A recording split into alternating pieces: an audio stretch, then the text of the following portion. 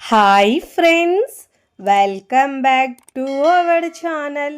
ఈరోజు మన కిచెన్లో చాలా టేస్టీగా హెల్తీగా రాగి పిండితో దోశను ఎలా చేయాలో చూపించబోతున్నానండి. చాలా ఈజీగా చేసుకోవచ్చండి. బరువు తగ్గాలనుకున్న వారికి, డయాబెటీస్ ఉన్న వారికి మంచి ప్రోటీన్ఫుల్గా ఉండే బ్రేక్ఫాస్ట్ అండి. పిండిని ఇలా రెడీ చేసుకుంటే మార్నింగ్ హడావిడి లేకుండా, ఎలాంటి పిండి లేనప్పుడు కూడా అప్పటికప్పుడు ఇలా హెల్తీగా రాగి దోశలు వేసుకోవచ్చండి. రుచి అయితే చాలా చాలా బాగుంటాయి. రెగ్యులర్గా చేసుకునే దోశల కంటే కూడా ఇలా హెల్తీగా వారంలో ఒక్కసారైనా కంపల్సరీగా చేసుకొని తినండి. చాలా మంచిదండి. పిల్లలకు పెద్దలకు కూడా హెల్తీ బ్రేక్ఫాస్ట్. మరి ఇక ఏమాత్రం ఆలస్యం చేయకుండా రాగి పిండితో దోశలు ఎలా చేయాలో ఆ ప్రాసెస్ని ఇప్పుడు చూద్దాం రండి. ముందుగా ఇక్కడ నేను ఒక గిన్నె తీసుకొని దాంట్లో 1 కప్పు మినపగుళ్ళు వేసుకున్నానండి. బద్ద మినపప్పు అయినా వేసుకోవచ్చు. ఇప్పుడు దీంట్లో 1 టీ స్పూన్ దాకా మెంతులు వేసుకోవాలి.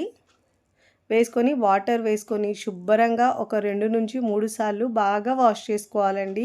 ఫస్ట్ టైం నా ఛానల్ చూస్తున్న వాళ్ళు ప్లీజ్ నా ఛానల్ని సబ్స్క్రైబ్ చేసుకోండి, లైక్ చేయండి, పక్కనున్న బెల్ ఐకాన్ని ప్రెస్ చేయండి. ఇలా ప్రెస్ చేయడం వల్ల నేను పెట్టే వీడియో నోటిఫికేషన్ ముందుగా మీ హోమ్ పేజ్కి వస్తాయండి. శుభ్రంగా వాష్ చేసుకొని ఆ వాటర్ తీసి మళ్ళీ దాంట్లో తిరిగి వాటర్ పోసుకొని ఒక 2 గంటలు నానబెట్టుకోవాలండి. అంతకంటే ఎక్కువ అవసరం ఉండదు. నేను ఇక్కడ 2 గంటల తర్వాత చూపిస్తున్నాను చూడండి.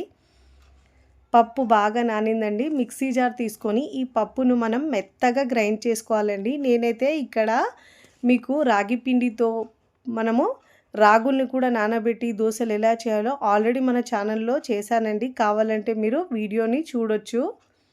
నేను ఇక్కడ యూజ్ చేసే ప్రోడక్ట్స్ ఏమన్నా మీకు కావాలంటే డిస్క్రిప్షన్లో లింక్ ఇస్తానండి. అక్కడ నుంచి మీరు బై చేసుకోవచ్చు. ఇలా మెత్తగా కొద్దిగా వాటర్ వేసుకొని మెత్తగా మినప్పిండిని గ్రైండ్ చేసుకోవాలండి. ఇలా పిండి గ్రైండ్ చేసుకున్న ఒక పెద్ద మిక్సింగ్ బౌల్లోకి వేసుకోవాలి.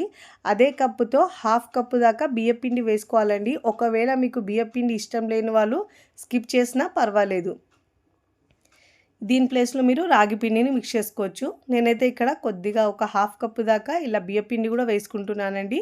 బియ్యపిండి వేసుకోవడం వల్ల మనకు దోశలు అనేవి చాలా క్రిస్పీగా వస్తాయి. ఇలా వేసుకున్న తర్వాత కొద్దిగా వాటర్ వేసుకుంటూ పిండి కన్సిస్టెన్సీని అడ్జస్ట్ చేసుకుంటూ వాటర్ని యాడ్ చేసుకోవాలండి. ఒకటేసారి వాటర్ వేసుకుంటే పిండి పల్చగా అయిపోతుంది. అందుకే చూసుకుంటూ వాటర్ని యాడ్ చేసుకోవాలండి. చాలా బాగుంటాయండి హెల్దీ దోశలు అయితే. చూడండి, ఇలా బీట్ చేసినట్టు ఒక 2-3 నిమిషాల పాటు బాగా కలుపుకోవాలండి. ఇలా కలుపుకుంటే మనకు దోశలైనా, ఇడ్లీలైనా, వడలైనా చాలా స్పాంజీగా సాఫ్ట్గా వస్తాయండి. చూడండి, ఇక్కడ ఒక 2-3 నిమిషాల పాటు ఇలా బాగా మిక్స్ చేసుకున్న తర్వాత మూత పెట్టేసి కనీసం 8 గంటలైనా పిండిని పులియనివ్వాలండి. నేనైతే ఇక్కడ ఓవర్ నైట్ పిండికి పులియడానికి పెట్టుకుంటున్నాను. మీరు కావాలంటే ఇన్స్టెంట్గా సోడా వేసుకొని కూడా చేసుకోవచ్చు. బట్ నేను ఇక్కడ ఇలా చేస్తున్నానండి, ఫర్మెంట్ చేసుకొని చేస్తున్నాను. చూడండి, మార్నింగ్ చూపిస్తున్నాను. పిండిని ఇలా రెడీ చేసుకొని మనము జొన్న పిండితో లేదంటే రాగి పిండితో ఇలా కలుపుకొని దోశలు వేసుకోవచ్చండి. అప్పటికప్పుడు ఎక్కువ హడావిడి లేకుండా ఇలా మనము మినపిండిని రెడీ చేసుకొని ఏ దోశ కావాలంటే అలా హెల్తీగా చేసుకోవచ్చు. చూడండి, ఇలా పిండి పొంగిన తర్వాత కొద్దిగా వాటర్ వేసుకుంటూ పిండి కన్సిస్టెన్సీని అడ్జస్ట్ చేసుకోవాలండి. పిండి ఎందుకంటే పులిసిన తర్వాత కూడా కాస్త గట్టిగా అయిపోతుంది కాబట్టి. చూడండి, ఇప్పుడు ఇలా కొద్దిగా వాటర్ వేసుకుంటూ మనకు దోశకు పిండి ఎలా ఉంటుందో అదే విధంగా మిక్స్ చేసుకోవాలి.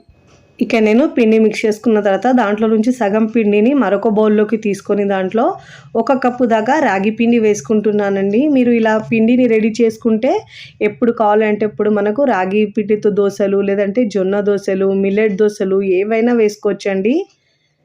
ఇలా 1 వీక్ వరకు మనం స్టోర్ చేసుకొని దోశలు కావాలంటే దోశలు, ఇడ్లీలు కావాలంటే ఇడ్లీలైనా చేసుకోవచ్చండి. రాగి రవ్వతో మనం కూడా ఇడ్లీలు కూడా చేసుకోవచ్చు. ఇప్పుడు ఇలా కొద్దిగా వాటర్ వేసుకుంటూ ఉండలు లేకుండా బాగా మిక్స్ చేసుకోవాలి. ఇప్పుడు ఇలా బాగా మిక్స్ చేసుకోవాలండి. కొద్దిగా వాటర్ వేసుకుంటూ కన్సిస్టెన్సీని అడ్జస్ట్ చేసుకుంటూ వాటర్ని యాడ్ చేయాలి. ఇప్పుడు ఇలా వాటర్ వేసుకున్న తర్వాత చూడండి, కన్సిస్టెన్సీ ఇలా ఉండాలండి. ఇప్పుడు దీంట్లో రుచికి సరిపోయినంత ఉప్పు వేసుకోవాలండి. మీ టేస్ట్ని బట్టి ఉప్పు యాడ్ చేసుకొని బాగా మిక్స్ చేసుకోవాలి. చూడండి, ఇప్పుడు దోశకు పిండి రెడీ అయిపోయిందండి. ఈ కన్సిస్టెన్సీలో ఉండాలి బ్యాటర్ అనేది. ఇప్పుడు స్టవ్ మీద పెనం పెట్టుకొని పెనం బాగా వేడైన తర్వాత వాటర్ చిలకరించి టిష్యూ పేపర్ లేదంటే క్లాత్తో తుడుచుకోవాలండి. ఇలా బాగా తుడుచుకున్న తర్వాత 2 గరిటెలు పిండి వేసుకోవాలి. వేసుకొని మంటను లో ఫ్లేమ్లో ఉంచుకొని వీలైనంత పల్చగా స్ప్రెడ్ చేసుకోవాలండి. బాగా వేడైన తర్వాత మంటను దోశ వేసేటప్పుడు మాత్రం లోలోనే ఉంచాలండి, లేదంటే పిండి ఇలా గరిటెకి అతుకున్నట్టు వచ్చేస్తుందండి. ఇలా పల్చగా స్ప్రెడ్ చేసుకున్న తర్వాత తడి ఆరిన తర్వాత ఒక హాఫ్ టీ స్పూన్ దాకా ఆయిల్ వేసుకోవాలండి. ఆయిల్ వేసుకున్నది అన్ని వైపులో మంచి క్రిస్పీగా ఇంకా మంచి గోల్డెన్ కలర్ వచ్చే వరకు కాల్చుకోవాలండి. మంటను మీడియం టు హై ఫ్లేమ్లో ఉంచుకొని కాల్చుకోవాలి. ఇలా మంచి కలర్ వచ్చిన తర్వాత ఫోల్డ్ చేసుకొని ప్లేట్లోకి తీసుకోవాలి. చూడండి ఎంత బాగా వచ్చిందో. ఇప్పుడు దోశని మనము ప్లేట్లోకి తీసుకోవాలి. ఇదే విధంగా మిగతా దోశలు కూడా 1 బై 1 వేసుకోవాలండి. ఒకవైపు వేస్తూ ఇలా సర్వ్ చేయండి. చాలా బాగుంటాయండి వేడి మీద తింటే అయితే. చాలా ఈజీగా, టేస్టీగా, హెల్తీగా చేసుకునే ఈ బ్రేక్ఫాస్ట్ మీకు నచ్చితే తప్పకుండా ట్రై చేయండి. ట్రై చేసి ఎలా కుదిరిందో నాకు కామెంట్ ద్వారా తెలియచేయండి. నేనైతే ఇక్కడ దోశలు వేసుకున్న తర్వాత సర్వింగ్ ప్లేట్లోకి సర్వ్ చేసుకుంటున్నానండి. చూస్తుంటేనే నోట్లో నీరూరుతాయండి. హెల్తీగా చేసుకునే ఈ బ్రేక్ఫాస్ట్ అయితే చాలా మంచిదండి. మార్నింగ్ బ్రేక్ఫాస్ట్లోకి లేదంటే నైట్ డిన్నర్లో కూడా చేసుకొని ఇలా కమ్మగా తినేయచ్చు. నేనైతే టమాటో పుదీనా చట్నీతో సర్వ్ చేస్తున్నానండి. రుచి సూపర్గా ఉంటుంది. హడావిడి లేకుండా హెల్తీగా బ్రేక్ఫాస్ట్ని ఇలా చేసుకోండి. రెగ్యులర్గా చేసిన దానికంటే కూడా బియ్యం వేయకుండా ఇలా చేసుకోండి. చాలా బాగుంటుందండి. తుంచితేనే తెలుస్తుంది మీకు ఎంత క్రిస్పీగా వచ్చిందో. వీడియోని లైక్ చేయండి. లైక్ చేసి హైప్ బటన్ని నొక్కండి. ఫ్రెండ్స్ ఫ్యామిలీకి షేర్ చేయండి. మరికొన్ని టేస్టీ సింపుల్ క్విక్ రెసిపీస్ కోసం టీ టీ టీ కిచెన్ని సబ్స్క్రైబ్ చేసుకోండి. కమెంట్ చేయడం అస్సలు మరవకండి. Thanks for watching.